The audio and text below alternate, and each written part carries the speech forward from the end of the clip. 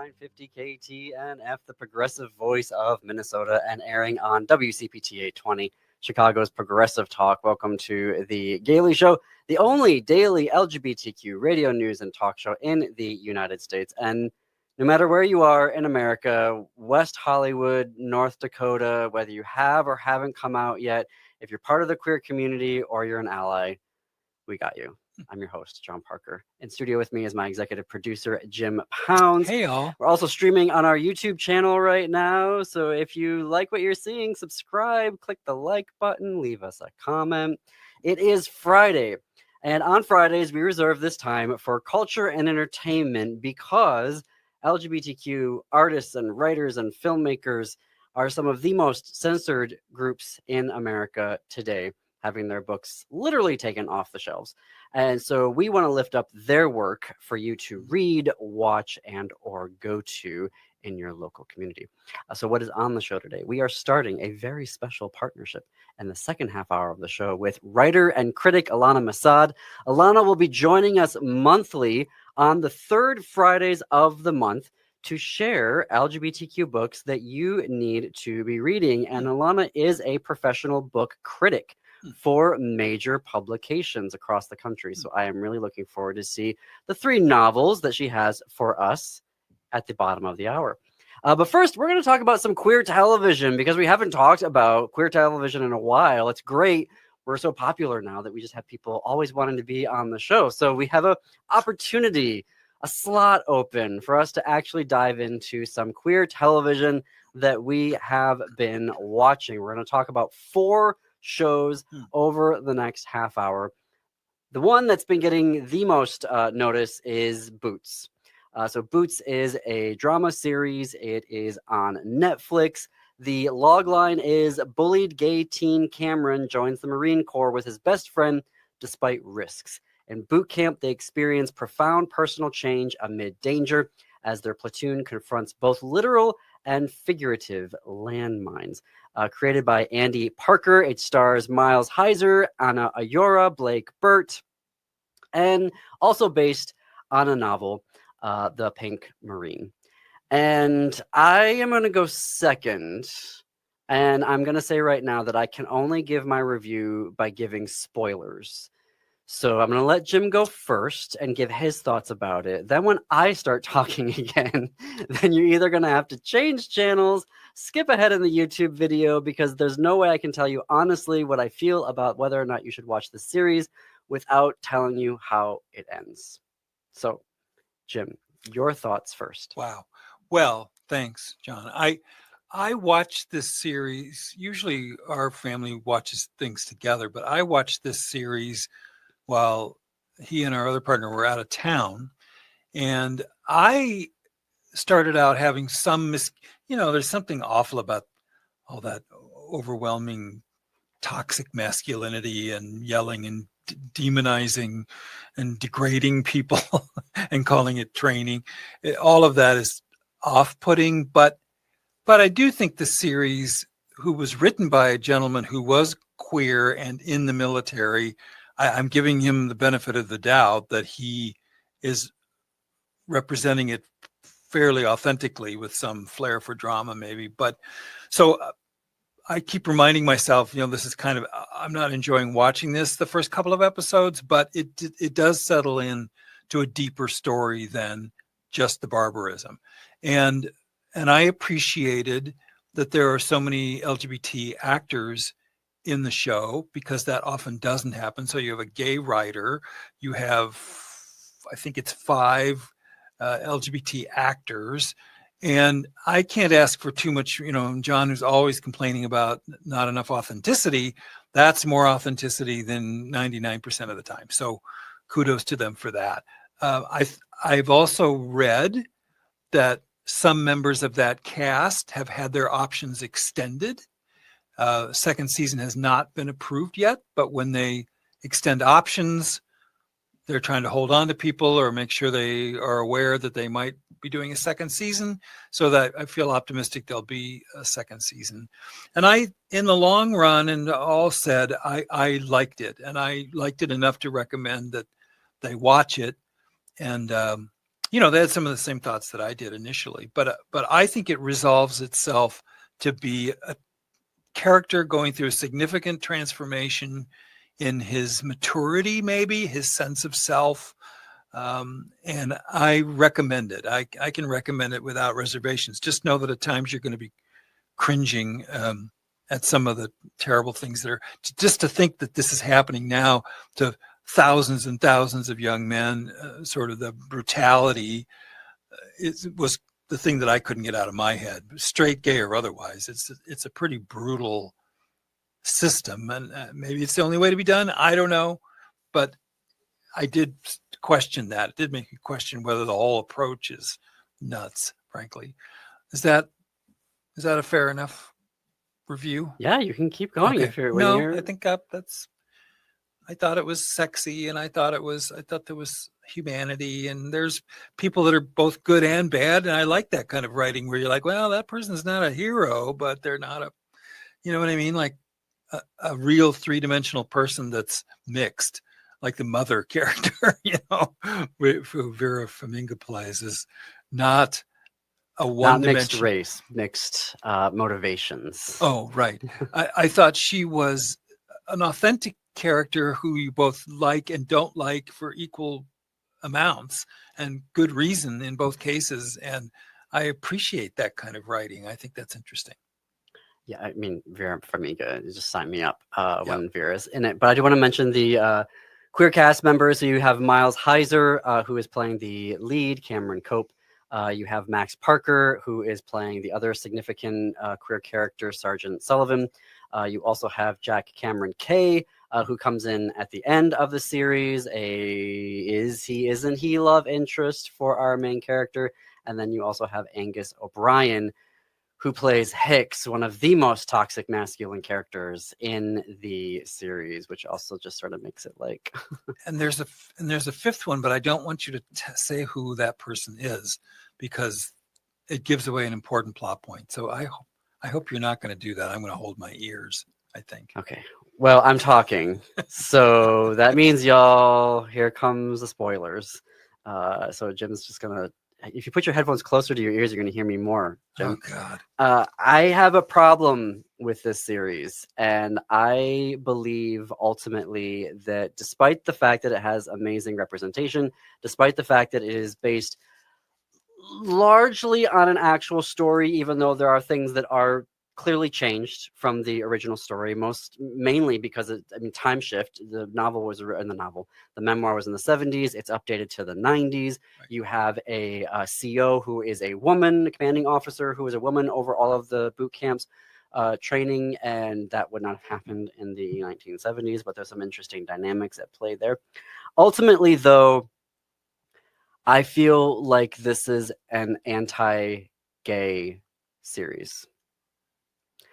And I'm going to say that because the three characters that we know are gay in the show all have really anti-gay endings. Like, the endings they have in this series are exactly what I would have expected from a series in the 1980s or the 1990s.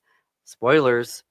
The main drill sergeant, who is deeply in the closet because it's don't ask, don't tell, is being investigated for having a relationship. And how that character ends, the resolution, is he's being kicked out because he can't take the stress anymore. He gets into a bar fight. So now he's going to get kicked out of the army, most likely dishonorably discharged.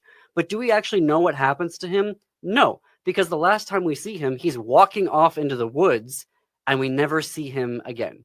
So apparently a bad storyline that's going to end for Sergeant Sullivan. We don't know that.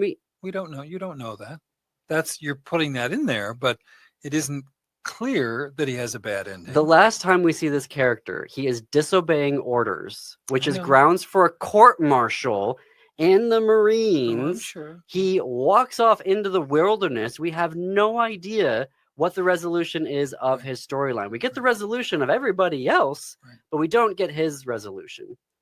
Okay, so there, to me, problem number one. Problem number two is that you have a gay character who is out. He discloses to our main guy, Cameron, that he is out. He's not like fully out to everybody, but clearly there's some like love interesty stuff happening there. But he's basically trying to get out of the Marines. He doesn't like it anymore. He has a particular medical condition of sleepwalking that is problematic. Obviously, if you're in the Marines, you can't just start sleepwalking and leave your platoon or, you know, whatever. So he is trying to get out.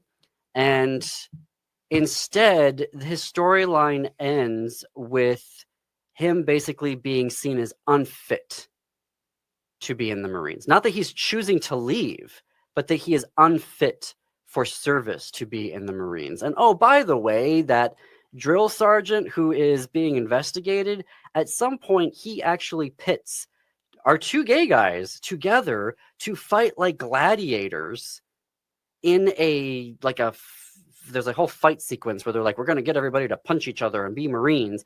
And the drill sergeant gets these two to go after each other to try to toughen them up to be less gay in the Marines. But you can't say that self-loathing gay people don't exist. That's part of our community too. I am not denying that, but you have to give us more. It's 2025, okay? And I'm gonna save, because we're coming up on the break here. I'm gonna save because I'm gonna respond to this point here, Jim. But our main character, why I think for sure this series is anti-gay because of what happens with the final character in the final episode. But yes, we do have self-loathing gays in the military, in real life, right there. And I don't even want to say like self-loathing. I want to say that, you know, they're dealing with a lot of toxic shame that is being pushed upon them by a lot of different voices, and they're handling it the way that they think they handle it. We see that represented in the drill sergeant, right? He wants to be a Marine. He had an affair. He's now being investigated for it. He's trying to be Mr. Macho Man, and he's trying to beat out the pinkness, the queerness of someone that he suspects as being gay in the military. Okay, that's his thing. That's his right to do that. We know that. We've seen that. We well documented. But we're going to have more about Boots when we come back. You are listening to The Gailey Show on AM 950 KTNF, the progressive voice of Minnesota, and WCPT 820, Chicago's progressive talk. More after this break.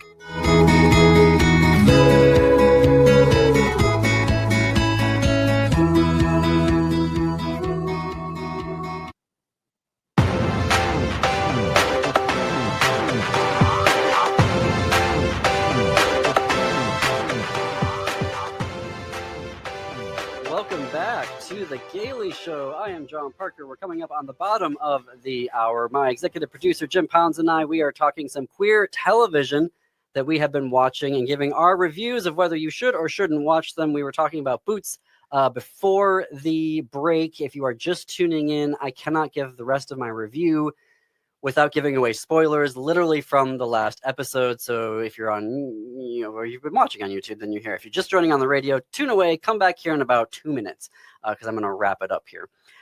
The main character throughout the series has an alter ego that is the gay version of himself. And he has whole conversations with this alter ego throughout the series, right? In the final episode, our main character is given an out to leave the Marines, and he doesn't take it. And then his alter ego says, if you stay here, what is going to happen to me? I am going to disappear. He lays that out very clearly, that if you stay, you are not going to have a good life, and the gay part of you is going to go away and be harmed, that inner part of himself. And the character chooses to stay in the Marines. And that is why, to me, ultimately, this ends up being an anti-gay show, because it's also not telling us, if you want to make that decision, you can make that decision narratively speaking. But in 2025, I need to see a little bit more than that. I need to see him come out to a few of the guys and the guys accepting him. I don't want to see him be told by his alter ego, hey, you do this, you are killing me off. And he goes, yeah, sure, I'm going to do that. That's why there's a season 2, hopefully, in television. Well, It's still it's Well, anyway. still when we have a literal administration trying to kick out trans service members and succeeding at that. When we look back at Don't Ask, Don't Tell, and we have a current Secretary of Defense who's saying we shouldn't have ended that. We need to bring that back. Right. I do not need a series in 2025 where the gay character, the main character, is saying, I am going to suppress and kill off my gay self, who has explicitly told me that if I do this, that is what's going to happen. And I'm going to go ahead and do that without giving him any sort of resources or ability to say, no, you're coming with me. It's going to be okay. I'm coming out to the guys in my platoon. And it's, this is how we're going to. No, he stays in the closet. He doesn't let any of them know. And how it ends is we see everybody all palling around. Yay, we got through it. We're Marines now. And then Persian Gulf War is starting. So Xers, don't watch it. Clearly, per John's recommendation. Boomers, watch it. You'll love it. And let's move on to what's next on our list. Doesn't matter. There are cute boys in it. Yeah. Anti-gay. I'm like, what is the matter with you? Anti-gay. All right. English Teacher on FX. I know it came out earlier in the fall. I love English Teacher. But my review of it, I mean, for folks who don't know what English Teacher is, you can watch it on FX. It's also available on Hulu.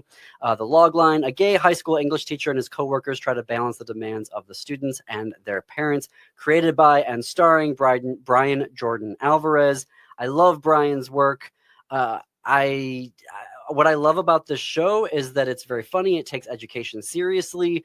It skewers a lot of, things that we'd be like, oh, can you actually talk about that? They talk about that on the series.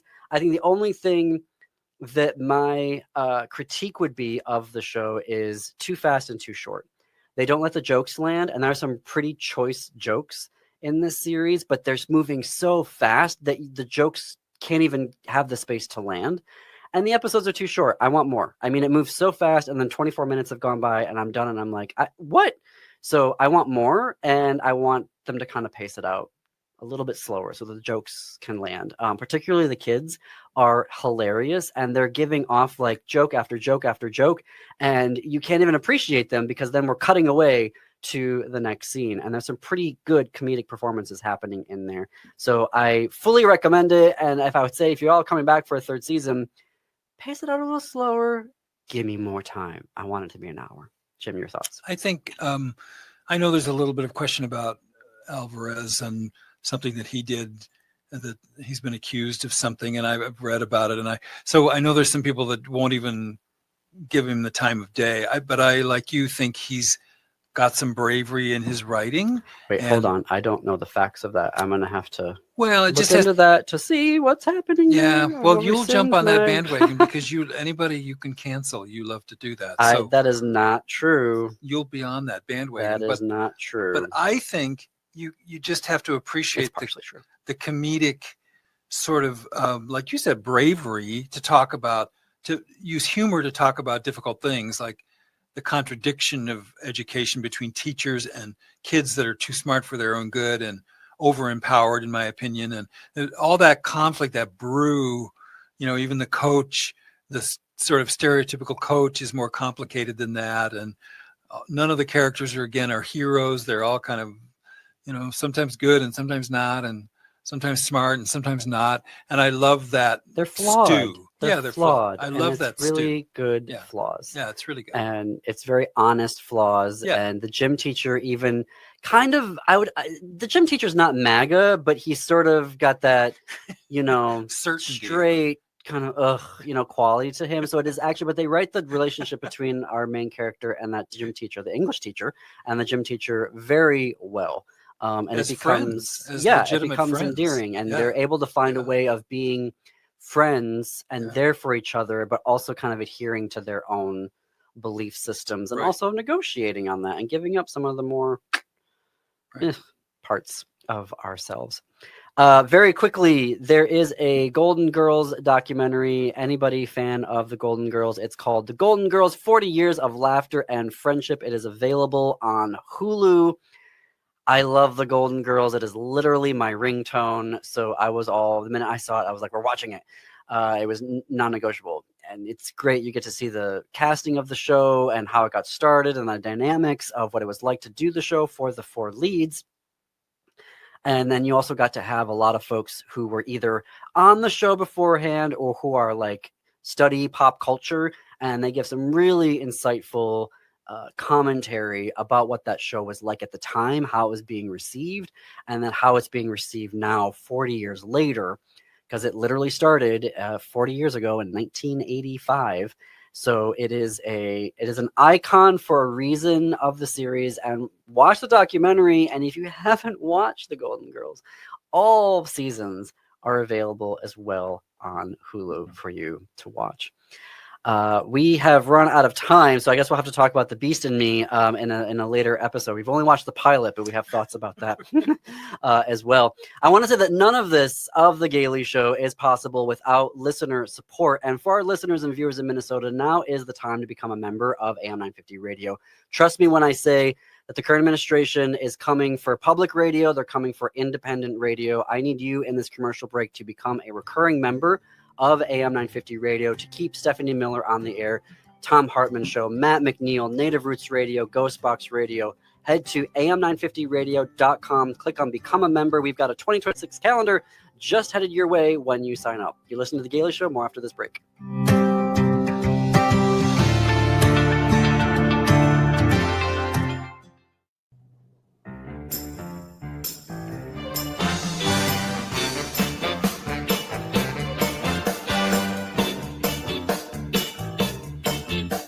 Coming to you from the studios of AM 950 KTNF, the progressive voice of Minnesota, and airing on WCPT 820, Chicago's progressive talk, where facts matter. Welcome back to The Gailey Show. I'm John Parker. It is 33 minutes after the hour. I'm also streaming on our YouTube channel right now, and if you like what we're doing, subscribe, click like, leave a comment. You know the routine. Ilana Masad is a writer of fiction, nonfiction, and criticism whose work has been widely published. She holds a PhD from the University of Nebraska-Lincoln and is the author of the novels All My Mother's Lovers and Beings, as well as the co-editor of the forthcoming anthology Here for All the Reasons Why We Watch The Bachelor. And I highly recommend Beings. It is exquisitely written. You can watch my interview with Ilana earlier in the fall. All about that. We'll link to it here in the video as well, and in our show notes and on our website. And starting today, I'm very excited to announce, and then thereafter on the third Friday of every month, Ilana is going to join us here on the radio and on YouTube to share with us queer books that we should be reading. Ilana, so happy to have you back on The Gailey Show. So happy to be here and so excited to be joining in for a regular segment. Yes.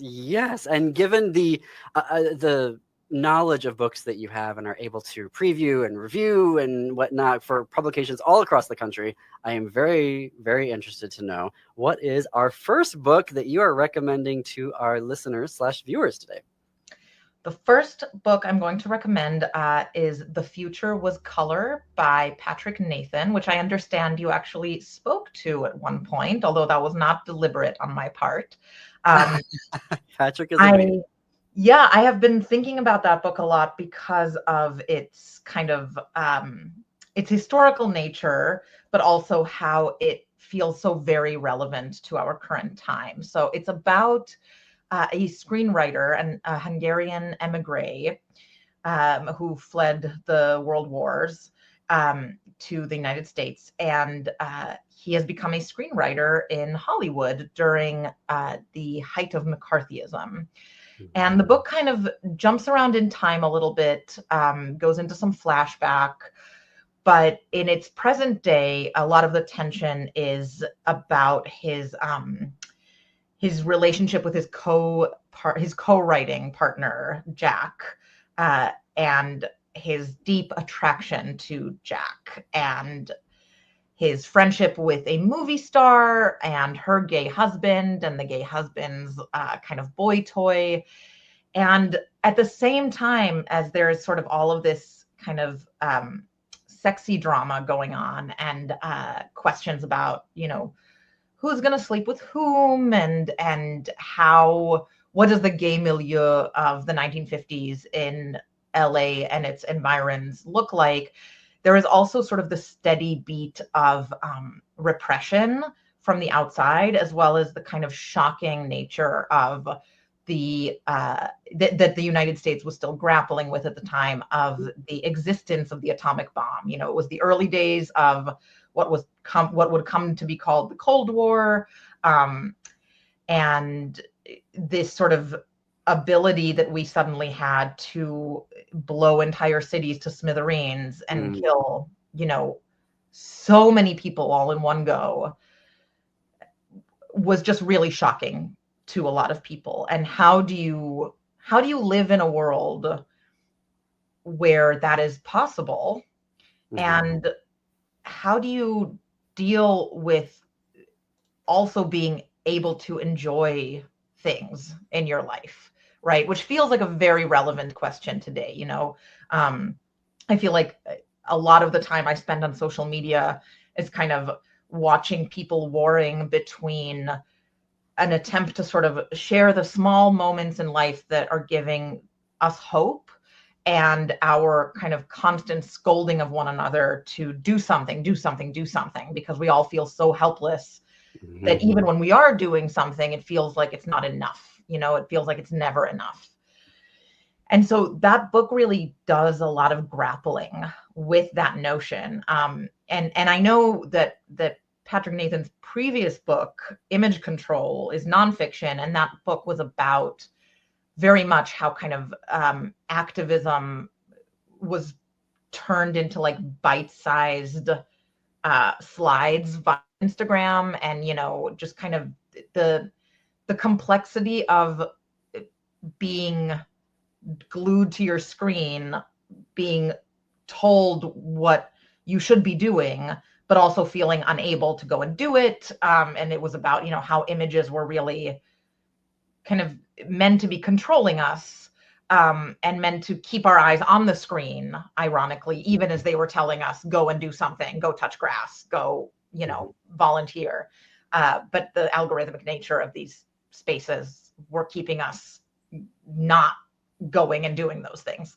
So I know that he's interested in that sort of tension anyway, and has been for a long time. And so to see him sort of turn his glorious writing into this beautiful fictional world, where he's grappling, you know, with feelings of exile and, you know, being an emigre, being someone who had to kind of assimilate to Americanness, especially in order to succeed in Hollywood, being someone living a secret that is so dangerous it could get him arrested or get him thrown in front of the, you know, House Un-American Activities Committee, HUAC. Yes. Yeah. That just is so complex, and yet the book is also just so visually and linguistically rich. It's really like kind of eating a very dark chocolate ice cream. It's delightful. It is. Both the ice cream and the novel. There is towards the end of the novel, there's a visual that I just can't get out of my head. And even when I think of the novel now, that's what I think of. And towards the end, and it's as an Armenian American whose family are descendants of the genocide, my grandparents and great grandparents, like they survived it, and like stuff that they went through in France and here in the US of the acclamation, and how do you think about things like when George is reading these newspapers of the Hungarian uprising. And I want to be mindful to say, you know, obviously very different world experiences, life experiences, but to be in the States and watching something happening on the other side of an ocean that you're like, you support it, but do you support it, and what's going to happen? And do I say something? Can I not say something? All of that was just pressing all the right buttons. I was like, oh my God, like, yes, because there was the recognition of it. And then just the way that Patrick navigates that. And also the queer milieu and the patterns of acceptance and non-acceptance and the compromises that queer people found themselves having to make or not even realize they were making through the multiple characters that you meet in the book. It's such an amazing portraiture. Is that the right word? Yeah. And I'm Yeah. a sucker for like classic classic Hollywood and 1950s Hollywood. So if you've got a novel for me that's about any part of Hollywood, I don't know why. I'm just like a sucker for it. Give it to me. Okay, I'm gonna So, keep that in mind for our next segment. I definitely have a couple in mind. Yes, actually, let's do Delayed Rays of a Star next time. oh, I don't know that one. I'm looking Mhm. forward to that. But anyway, Yes. Patrick Nathan's The Future Was Color, highly recommend. Also writes a fantastic Substack. And if y'all are like, hey, I want to try that out, I don't know if you subscribe to it, Ilana. I've got a Oh couple yes. of gift subscriptions that I can give to folks. Awesome. So if you want to DM me on Blue Sky, I will happily give you one. It's called Entertainment Weekly, but weekly spelled WEAKLY. Yeah. And So just started clever. it up again. He did in the fall. So if you want that, let me know. DM me on Blue Sky, and I'll hand that out to you. All right. We are talking with Ilana Masad, writer of fiction, nonfiction, and criticism, who joins us now, starting today, monthly on the third Friday of the month, to share with us queer books that we all need to be reading. Ilana, what is our next book? Our next book is Confidence by Rafael Frumpkin, which came out a couple of years ago. And it is also very relevant to our contemporary world, but is coming from a much more humorous kind of perspective. So it is about two men, and who meet when they're in a kind of pre-juvie sort of space, like a school that's kind of like the last resort before juvie, because they're both kind of petty criminals, and they sort of maybe fall in love, question mark. At least Ezra, our main character, falls in love with Orson, who is the other boy at the time. And then as they grow up, they begin to sort of perpetuate a series of cons and become con men, hence the title Confidence, as con men is short for confidence men. And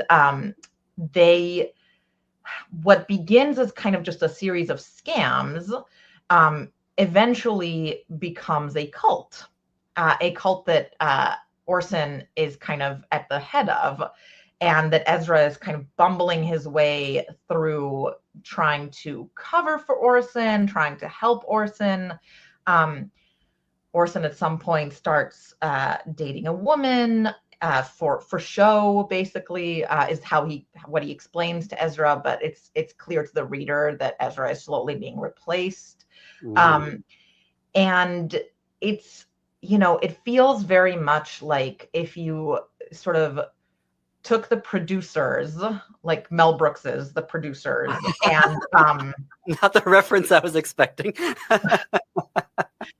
Mel Brooks is The Producers, and the NXIVM cult, and kind of smash them together in terms of, on the one hand, the audacious ridiculousness of these men's behaviors, and the homoerotic kind of nature of it, and the absolute like deadly serious danger that NXIVM ended up putting people in.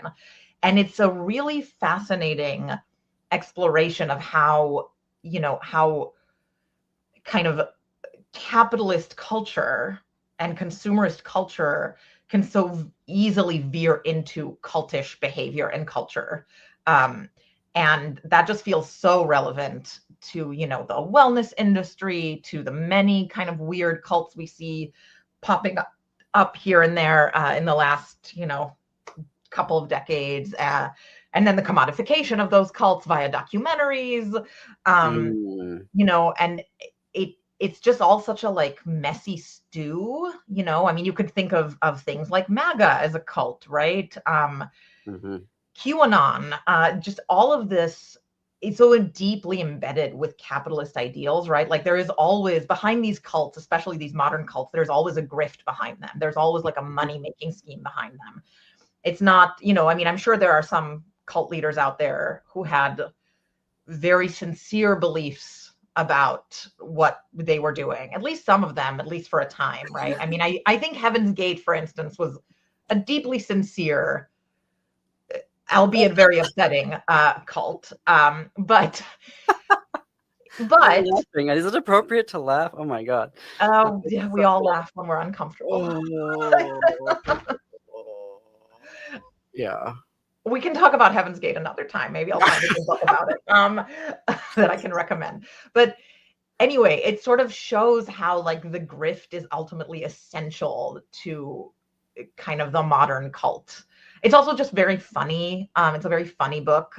So it's a very sort of speedy read, but also makes you think a lot about that relationship between capitalism and self-betterment and Americanism, and how somehow spirituality gets kind of tucked into there along the way. I receive a lot of pitches from for authors to be on the show or to review stuff, and I'm like, I don't have time to review stuff. I don't think I have ever been pitched the producers meets NXIVM cult. I used to work for a literary agent, so like I unfortunately excel at finding comps and managing to put together things that seem disparate in order to sell something. So you're welcome. I gotta take a break. I can't stop laughing. You are listening to The Gailey Show on AM 950 KTNF, the progressive voice of Minnesota, and WCPT 820, Chicago's progressive talk, where facts matter. More with Ilana Masad when we come back. Bring up the other one. I can just watch from here.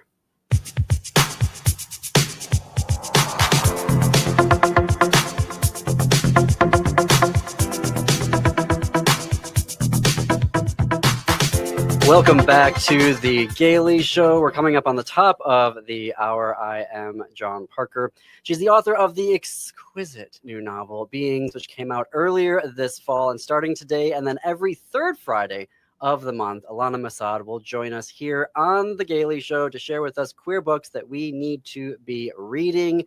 Before the break, we were talking about The Future Was Color by Patrick Nathan and Confidence by Rafael Frumpkin. Ilana, what is our third book for today? Our third book is Blue-Skinned Gods by S.J. Sindu, which is about a boy who is born with blue skin in Tamil Nadu, India. And when he is born with this skin, his parents believe him to be the 10th human incarnation of the Hindu god Vishnu. And as a result, they raise him in a growing ashram. People come to visit and request his blessings. They pray with him. And he grows up in this very strict environment where he is, protected as a god, but also shielded from regular life. He tries to make friends. He has friends, sort of, but like sometimes he's sort of moved away from them. Like he wants to play cricket with the other boys, but he's not supposed to get dirty and do such, regular things as play cricket. And there's also this sort of complex power dynamic between him and the people that he does befriend, because they're usually his servants, like literally, or the children of his family's servants. And as a result, again, it means he's also just meant to be served by everyone because he is a god, and he is the incarnation of a god. And when he turns 10, there are 3 trials he has to pass that sort of will prove that he is Vishnu. And although he passes them, he begins to have doubts in his own divinity. And so the first half of the book is kind of him growing up and grappling with what it means to be a child god, and to be raised to be of such ultimate importance. And in the second half of the novel, he has sort of passed puberty, and he has left home, or he's trying to leave and sort of leave his father behind. And he finds new friends. He finds a music scene. He discovers queerness and discovers that he is queer. And he kind of, again, needs to figure out, like, what does it mean that I maybe was a god or am a god? What do I do with that information? And how is that story about him and that kind of notoriety that comes with him also something that, regardless of his own beliefs, can be used by other people, even when he's an adult. And it's really, it's beautifully written. It's very much a page turner. And I mean, I love everything that S.J. Sindu writes. And this was her most recent novel.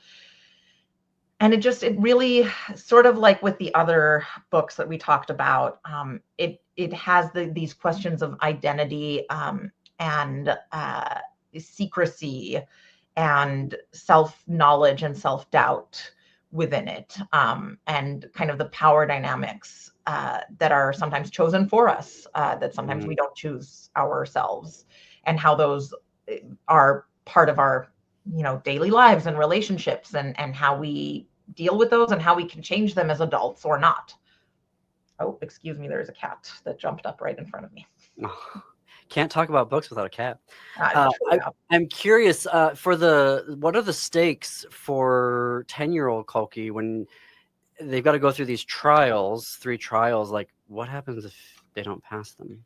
Well, exactly. What does happen then? Okay, no spoilers. Okay. Well, no, I don't mean that, just like in the sense of he's not sure either, because again, he's been raised this way and has been sort of sold to the world as the 10th incarnation of Vishnu. And his parents have built up an entire ashram and a business basically around him. And so can he afford not to pass these trials? Is there any part of this that he sort of has to do? Because how much will he disappoint everyone? How much will he disappoint himself? Yeah. If all of these people who have been paying for him to bless them and who have been paying for the pleasure of his, who have been gifting the ashram, gifts of money, gifts of food, what will they think if he doesn't pass these trials? Which is a lot of pressure for a 10-year-old. I mean, I know that we're very much used to the sort of superhero genre these days, but I feel like even superheroes, we still don't consider them fully gods. And so if we think of the pressure that our various superheroes are under, how much more pressure if you were told that you were, the mythical, long-awaited 10th incarnation of a god that has been around for thousands of years. It's a lot of pressure. It's a lot for a little boy to hold, especially in so much isolation. When his parents and his aunt and uncle and his cousin are really the only sort of close people in his life, because again, he's not allowed to be friends with regular old people. Wow, it's reminding me of the novel Tombs of Acheron by Ursula K. Le Guin. Similar situation where a goddess, priestess dies, and the child who is born, the girl child who's born immediately in that minute, is considered the reincarnation of her, and she's taken to the temple, and there's all sorts of power dynamics at play in politics. And that's all I can say about that right now, because we are out of time. The books that Ilana is recommending for us today: The Future Was Color by Patrick Nathan, Confidence by Rafael Frumpkin, Blue-Skinned Gods by S.J. Sindu. We have links in our show notes on our website for you to get your very own copies of these. Also included in there is a link to get your own copy of Ilana's new novel, Beings. And you can connect with her on her website as well at ilanamasad.com. That's ILANA Masad, MASAD.com. Ilana, thank you for joining us. We'll see you back here next month. Thank you so much, John. All right, folks. Up next on WCPT 820 is Choose Views with Richard Chu here in Minneapolis on AM 950 Radio. It's the Matt McNeil Show. Nativerse Radio after that, and at 10 p.m. Central, Ghostbox Radio. Until this time tomorrow, Monday, rather, keep it queer, America.